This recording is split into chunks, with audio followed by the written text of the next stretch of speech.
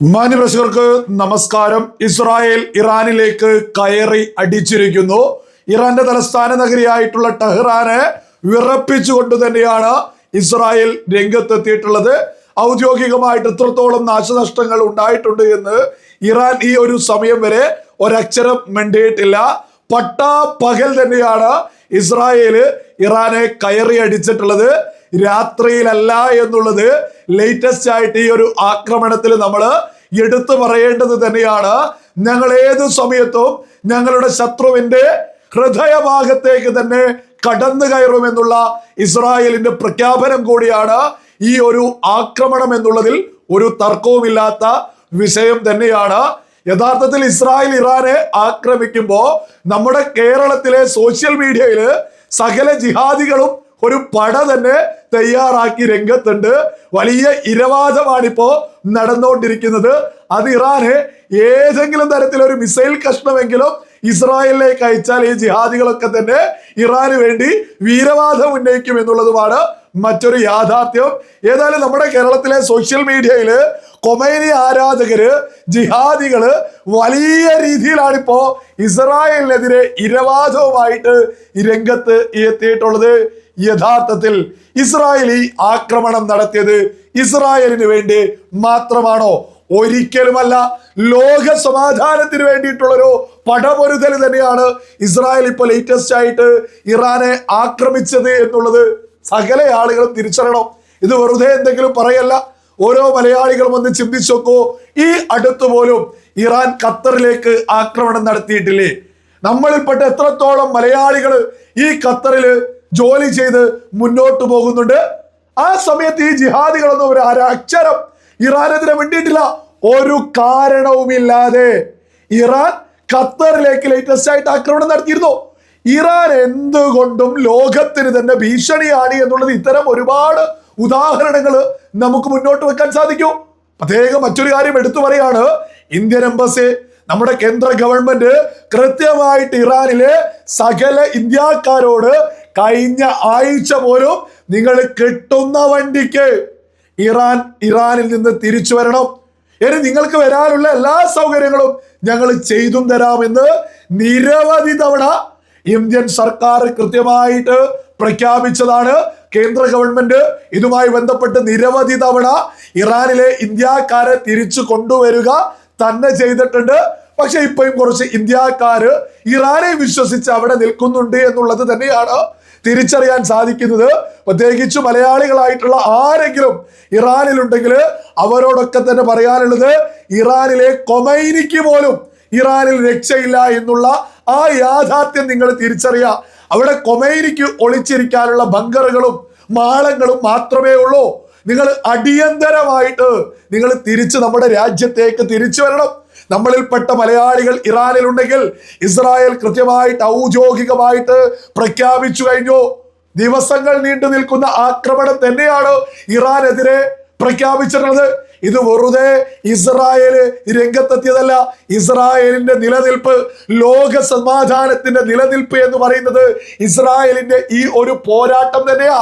കാരണം മറ്റൊന്നല്ല, കൊമൈനി ഭരിക്കുന്ന, മതഭ്രാന്തന്മാര് ഭരിക്കുന്ന ഇറാന്റെ കയ്യിൽ ആണവ ആയുധം തയ്യാറായി കഴിഞ്ഞാൽ അത് ലോകത്തിന് ഭീഷണിയല്ലേ? അതൊരു ഇസ്രായേലിന് മാത്രമാണ് ഭീഷണി എന്ന് നിങ്ങൾ ആരെങ്കിലും കരുതുന്നുണ്ടോ? ഇസ്രായേലിനെ അവർ ആക്രമിച്ചാൽ അടുത്തത് ആക്രമണം ഗൾഫ് രാജ്യങ്ങളിലേക്കാ. ഒരു തർക്കം വേണ്ട. അതിന്റെ ലേറ്റസ്റ്റ് ഉദാഹരണമല്ലേ ഖത്തറിലേക്ക് ആക്രമണം നടത്തിയത്. ഇറാൻ ഏതു സമയത്തും സൗദി ആക്രമിക്കില്ലേ, UAE ആക്രമിക്കില്ലേ? ഈ മതഭ്രാന്തന്മാര്, ഇറാന്റെ മതഭ്രാന്തന്മാര് ലോകത്തിന് ഭീഷണിയാ. അത് ഇസ്രായേൽ കൃത്യമായിട്ട് തിരിച്ചറിഞ്ഞു. ഇസ്രായേൽ നിരന്തരം ഇറാനോട് ആവശ്യപ്പെട്ടിട്ടുണ്ട്, അമേരിക്ക നിരന്തരം ആവശ്യപ്പെട്ടിട്ടുണ്ട്. ആണവ ആയുധവുമായി ബന്ധപ്പെട്ട സകല നിർമ്മാണ പ്രവർത്തികളും നിർത്തിവെക്കാൻ അവരൊരിക്കലും അത് നിർത്തിവെക്കുന്നില്ല. പരമാവധി ആണവ ആയുധത്തിന്റെ പൂർത്തീകരണത്തിലേക്കുള്ള ഓട്ടം തന്നെയാണ് ഇറാൻ ഈ സമയം വരെ നടത്തിക്കൊണ്ടിരിക്കുന്നത്. ഒരിക്കൽ പോലും ഇറാൻ അതിൽ നിന്ന് പിന്തിരിയാത്തത് കൊണ്ട് തന്നെയാ ഇസ്രായേൽ ശക്തമായ ആക്രമണം നടത്തിയത്. ഇസ്രായേൽ എങ്ങാൻ ആയുധം താഴെ വെച്ച് ഇരുന്ന് മുന്നോട്ട് പോയാൽ ഒരു തർക്കവും വേണ്ട. ഇറാനൊക്കെ സകല സർവസന്നാഹങ്ങളുമായിട്ട് ഇസ്രായേലിനെ അങ്ങ് തീർക്കും. അത് ഇസ്രായേലിനും അറിയാം, ലോകത്തിനും അറിയാം. ഇറാന്റെയൊക്കെ ലക്ഷ്യം എന്താ? സകല ജൂതരെയും ഇല്ലാതാക്കണമെന്നല്ലേ? ഇസ്രായേലിന് ഭൂമുഖത്ത് നിന്ന് തുടച്ചു മാറ്റണം, ലോകത്ത് നിന്ന് ഇസ്രായേലിനെ തുടച്ചു മാറ്റണം എന്നാണ് ഇറാന്റെ നിലപാട്. എന്നാൽ ഇസ്രായേലിന്റെ നിലപാട് എന്താ? ഇസ്രായേലിന്റെ നിലപാട് എന്ന് പറഞ്ഞാൽ ഇറാനിയൻ ജനതയുടെ നിലപാടാ. ഇറാനിയൻ ജനത കൃത്യമായിട്ട് ഉയർത്തിപ്പിടിക്കുന്നുണ്ട്, മതഭ്രാന്തന്മാരുടെ ഭരണകൂടത്തെ താഴെ ഇറക്കണമെന്ന്. അതിനു വേണ്ടിയിട്ട് 10,000-കണക്കിന് ആളുകള് ഇറാന്റെ തലസ്ഥാന നഗരിയിൽ പോലും ഇറാനിയൻ ജനത രംഗത്തെത്തിയിട്ടുണ്ട്. അവർക്ക് കൂടി വേണ്ടിയിട്ടാണ് ഇസ്രായേൽ പടപൊരുതുന്നത്.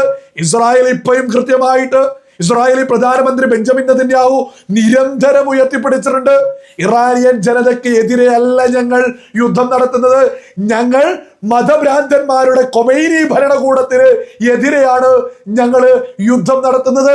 കൃത്യവും വ്യക്തവുമാണ്. ലേറ്റസ്റ്റ് ആക്രമണത്തിലും സൈനിക കേന്ദ്രങ്ങള്, ആയുധ കേന്ദ്രങ്ങളിലേക്കാണ് ഇസ്രായേല് ആക്രമണം നടത്തിയത്. ഈ ഇറാന്റെ തലസ്ഥാന നഗരിയിലേക്ക് ആക്രമണം നടത്തിയത് ജനങ്ങൾക്ക് നേരെയല്ല, മറിച്ചത് വളരെ വ്യക്തമായിട്ട് സൈനികർക്ക് നേരെയാണ്. ഇറാനിലെ ജനതയോട് ഇസ്രായേലി പ്രധാനമന്ത്രി വ്യക്തമായിട്ട് പറഞ്ഞതാ, ഞങ്ങൾ ഇറാനിയൻ ജനതയ്ക്കെതിരെയല്ല എന്ന്.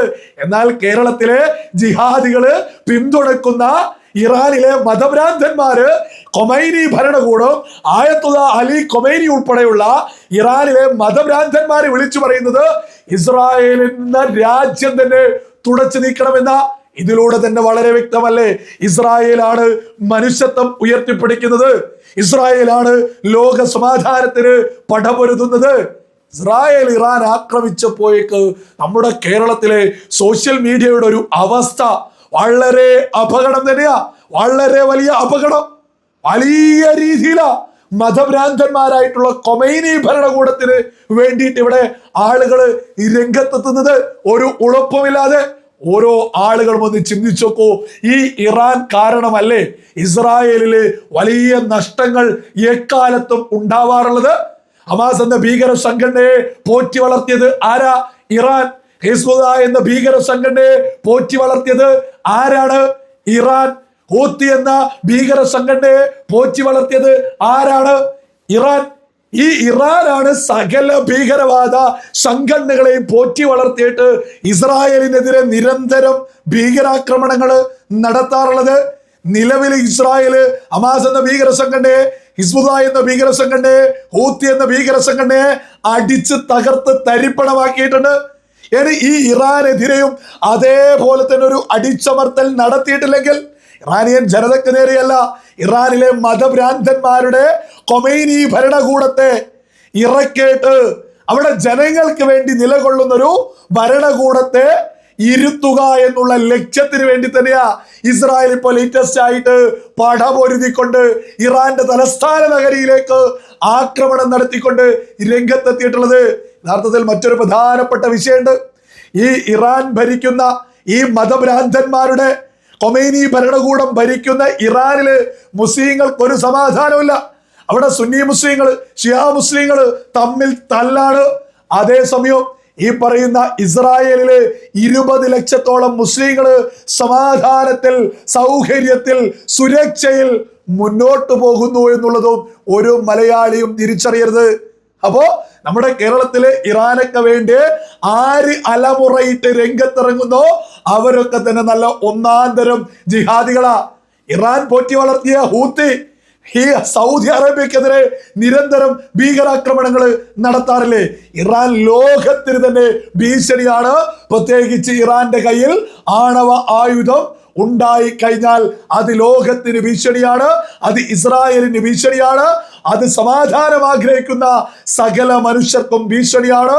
അതുകൊണ്ട് തന്നെ 1000 തവണ ഉയർത്തിപ്പിടിക്കാൻ സാധിക്കും, ഇസ്രായേൽ ഇറാനെതിരെ ആക്രമണം നടത്തിയത് ലോക സമാധാനത്തിന് വേണ്ടിയാണ്, ഇസ്രായേലിന്റെ വിജയത്തിന് വേണ്ടി ആത്മാർത്ഥമായിട്ട് ദൈവത്തോട് പ്രാർത്ഥിക്കുകയും ചെയ്യുന്നു.